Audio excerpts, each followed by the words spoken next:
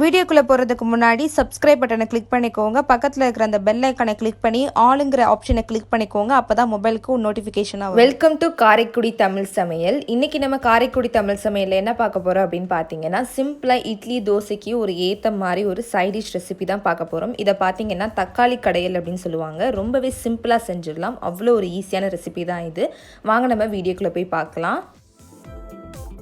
இப்போ நான் ஒரு 5 தக்காளி நல்லா பழமாக எடுத்து கட் பண்ணி வச்சுருக்கேன். அடுத்து பார்த்தீங்கன்னா 20 சின்ன வெங்காயம், அதுக்கப்புறம் 5லேருந்து 6 பூண்டு பல் எடுத்திருக்கேன். அடுத்து 3 பச்சை மிளகாய். இப்போ நான் ஒரு பாத்திரம் எடுத்திருக்கேன். அதில் பார்த்தீங்கன்னா நம்ம கட் பண்ணி வச்சுருக்க தக்காளி, வெங்காயம், பூண்டு, பச்சை மிளகாய் எல்லாத்தையுமே சேர்த்துக்கலாம். பச்சை மிளகாய் பார்த்தீங்கன்னா உங்கள் காரத்தை இந்த மாதிரி எடுத்துக்கோங்க. எல்லாத்தையுமே சேர்த்த பிறகு லைட்டாக ஒரு தடவை மிக்ஸ் பண்ணிக்கோங்க. மிக்ஸ் பண்ணிவிட்டு இதை ஒரு 2 நிமிஷத்துக்கு க்ளோஸ் பண்ணி வச்சுக்கலாம். இப்போ நமக்கு 2 மினிட்ஸ் ஆயிடுச்சு. நான் ஓப்பன் பண்ணிவிட்டேன். இப்போ நான் இது கூட பார்த்தீங்கன்னா மிளகாய்த்தூள் சேர்த்துக்க போகிறேன். நம்ம ஆல்ரெடி பார்த்தீங்கன்னா பச்சை மிளகாய் சேர்த்துருக்கனால மிளகாய்த்தூள் பார்த்து ஆட் பண்ணிக்கோங்க. உங்களுக்கு எவ்வளோ தேவையோ அந்தளவுக்கு நீங்கள் ஆட் பண்ணிக்கோங்க. அடுத்து பார்த்தீங்கன்னா இது கூட மஞ்சத்தூள் சேர்த்துக்க போகிறேன். ஒரு அரை டீஸ்பூன் அளவுக்கு மஞ்சத்தூள் சேர்த்துக்கோங்க. 1 டீஸ்பூன் மல்லித்தூள் சேர்த்துக்கலாம்.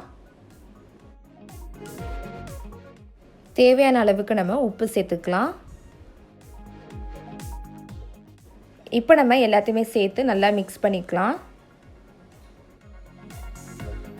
இப்போ நான் இதில் 1/4 டீஸ்பூன் அளவுக்கு நல்லெண்ணெய் சேர்த்துக்கிறேன். நல்லெண்ணெய் சேர்த்த பிறகு பார்த்தீங்கன்னா ஒரு 10 மினிட்ஸ்க்கு நீங்கள் இதை மூடி வச்சுக்கோங்க. அப்போ தான் நமக்கு நல்லா பார்த்தீங்கன்னா வெங்காயம், தக்காளி எல்லாமே நல்லா வெந்து வரும்.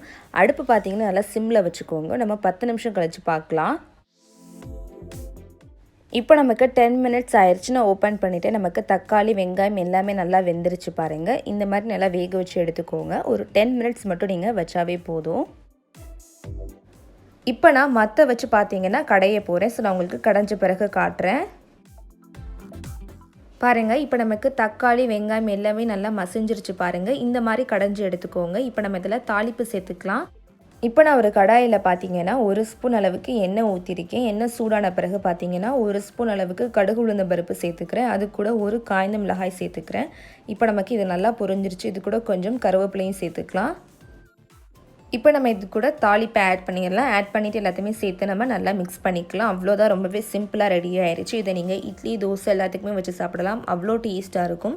எப்போதும் செய்கிற மாதிரி செய்யாமல் இந்த மாதிரி கண்டிப்பாக டிஃப்ரெண்ட்டாக ட்ரை பண்ணி பாருங்கள். எல்லாருக்குமே ரொம்ப பிடிக்கும். ஸோ மறக்காமல் உங்கள் வீட்டில் ட்ரை பண்ணி பார்த்துட்டு எப்படி இருந்துச்சு அப்படின்னு சொல்லிட்டு என்னோட கமெண்ட்ஸில் ஷேர் பண்ணிக்கோங்க. இந்த வீடியோ பிடிச்சிருந்தால் லைக் பண்ணுங்கள். மறக்காமல் ஃபேஸ்புக், வாட்ஸ்அப்லையும் ஷேர் பண்ணிக்கோங்க. சேனலை ஃபஸ்ட் டைம் பார்க்குறீங்க அப்படின்னா மறக்காமல் சேனலை சப்ஸ்கிரைப் பண்ணிவிட்டு கூட இருக்கிற அந்த பெல் ஐக்கானை கிளிக் பண்ணிக்கோங்க.